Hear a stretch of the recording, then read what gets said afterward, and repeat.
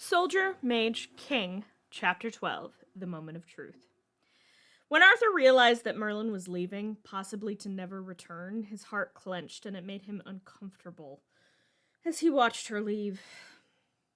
He was glad she'd come to say goodbye, but part of him just couldn't accept that she was leaving at all, even just to see out the trouble in Eldor. He had Leon lie for him, again, claiming Arthur would be with him on his patrol for several days. Arthur gave him leave to stretch the patrol as much as he needed, to meet them within the week at the border once their business in Eldor was done. Watching Merlin run into the arms of another man after the initial battle stung. It made something dark and jealous rise in Arthur's chest. Perhaps that was why he snapped orders at Merlin, making Morgana raise eyebrows at him. Merlin spent that first night treating the wounded, much to the surprise of the villagers. Several of them seemed reluctant at first, but the boy, Will, apparently, hovered behind Merlin, shooting dirty looks at anyone who opened their mouths to protest. It was a bit odd. Arthur had expected Merlin to fit in better in Eldor than she did in Camelot. But in all honesty, the opposite seemed to be true. He'd expected a gaggle of friends, a group of giggling farm girls, something. But the only person who seemed willing to be around her, save her mother and the small group from Camelot, was Will. Truth be told, this whole experience was odd for Arthur. He'd visited neighboring kingdoms before, but only taverns on the way to castles. He'd never stayed in a house that barely had a front door. The windows were glassless, and there was a single bed, which everyone, Arthur included, insisted Huneth take, as she was still pretty severely bruised. Sleeping on the floor, near Merlin, could have been worse. Imagining living like this honestly sounded kind of peaceful, more so than castle life. "So why did you leave?" he asked, and silence greeted him. For a moment he suspected Merlin had fallen asleep and propped himself up on his elbows to check. She was staring up at the ceiling. "Come on, it can't be that bad."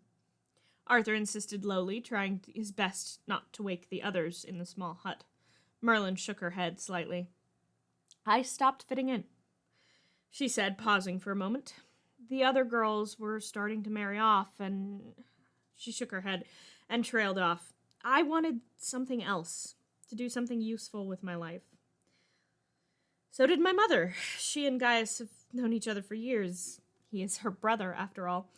It seemed like a good idea, Merlin said, shrugging. "Do you think it was a good idea?" Arthur asked, half-hearted, heart halfway in his throat. Merlin's crooked smile reassured him. "Well, I can't say life's been boring since I came to Camelot," she said, laughter in her voice barely suppressed. Arthur smiled widely as he lay back down. "Early morning tomorrow, we'll start training the men," he said, trying not to let his smile show through his voice. "Get the candle, would you?" The light was blown out. Arthur woke in the wee hours of the morning, unsure if he had woken because he was cold or because of something else. He blinked. Merlin was inches away from him, still sound asleep. He'd never seen her looking so relaxed, even against the dirt floor of the hut. When out hunting or traveling, Merlin was usually the first person awake, already bustling around making breakfast by the time Arthur rose. Arthur smiled slightly as he watched her twitch slightly in her sleep. He tamped down the urge to reach out and brush her hair out of her face only because he was reminded that they were not alone when he heard the rustle of blankets behind him. Instead, he turned and sat up. Seeing Will again was wonderful, even if he was still a bit of an ass. In certain ways, he reminded her of Arthur, with the easy way they insulted each other. Not that she'd ever make the comparison out loud. Arthur would likely get a bit up in arms about being compared to a peasant, and Will would be equally insulted to be compared to a nobleman. He'd hated them since his father had died fighting for Senred, press-ganged into the army when Will was just a boy. "Why did you actually leave?" Will asked, and Merlin sighed. They were far enough away from the others that they wouldn't be overheard. Merlin glanced around anyway, age-old paranoia eating at the corners of her mind. "You know why, Will?" "I was starting to get noticed, or would you rather have watched while they built a pyre in the middle of town?"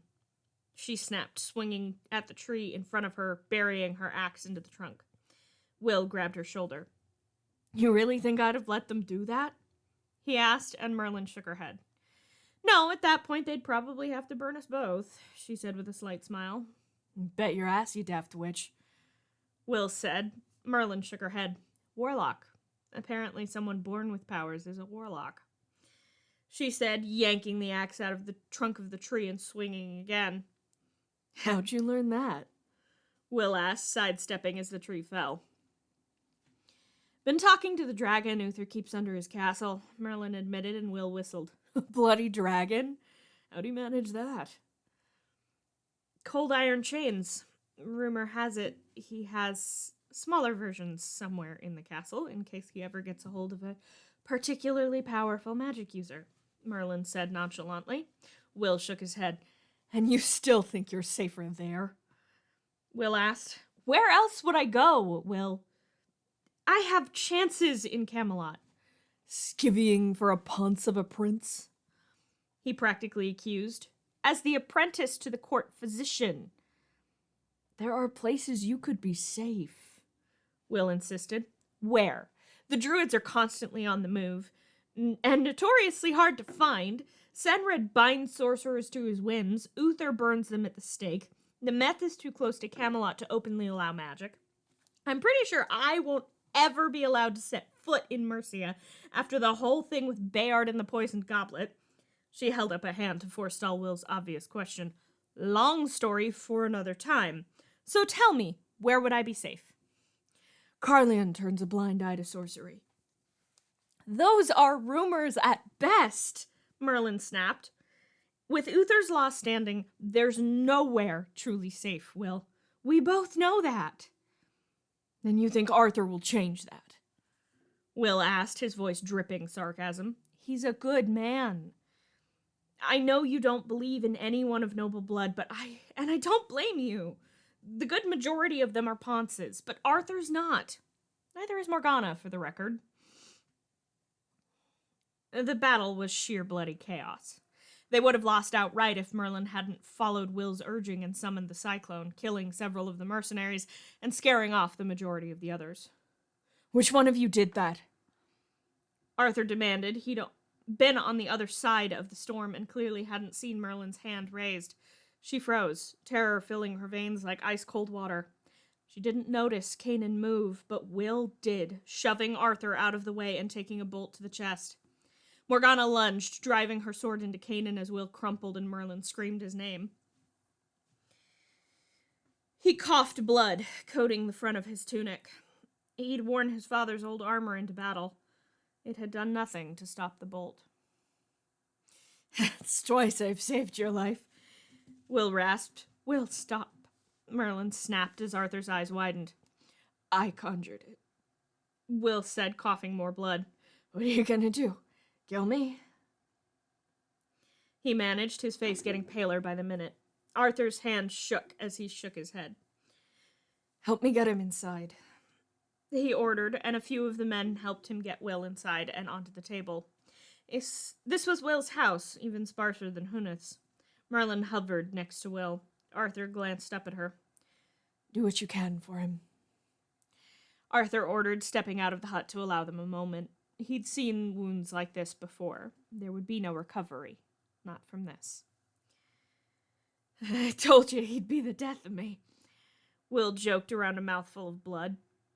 Merlin was desperately applying pressure around the bolt in his chest as though it would do any good.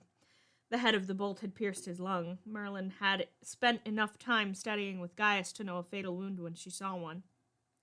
Merlin, I missed you. I wanted to ask you before you left, but I never got the chance. He coughed. He fumbled with a ring. It was steel, had been his father's, one of the last things but for the armor he wore that he had left of the man. Never got a chance to tell you I loved you.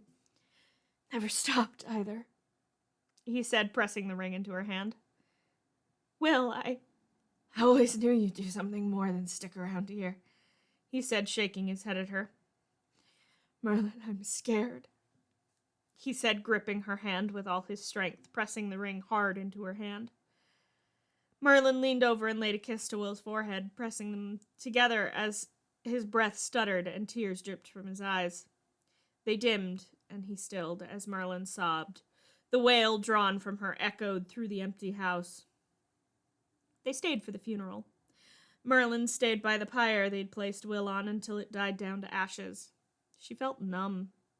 Arthur had been here for a while and said nothing. Morgana had hugged her, and Gwen had helped her clean Will's blood off her hands. Will had taken the fall for her, saving Arthur and for the magic. Her mother was encouraging her to go back to Camelot. She claimed, as the dragon had, that she and Arthur were akin to two sides of the same coin. They were packing, Morgana and Gwen seeing to the horses, when Arthur appeared.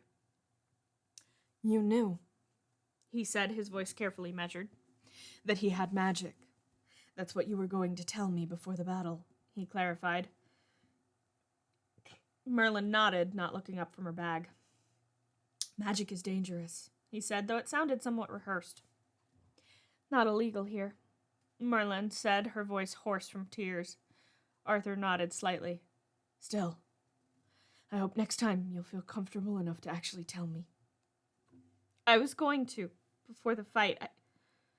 You weren't sure how I'd react to the man you loved being a sorcerer, Arthur filled in. Merlin could do nothing but nod.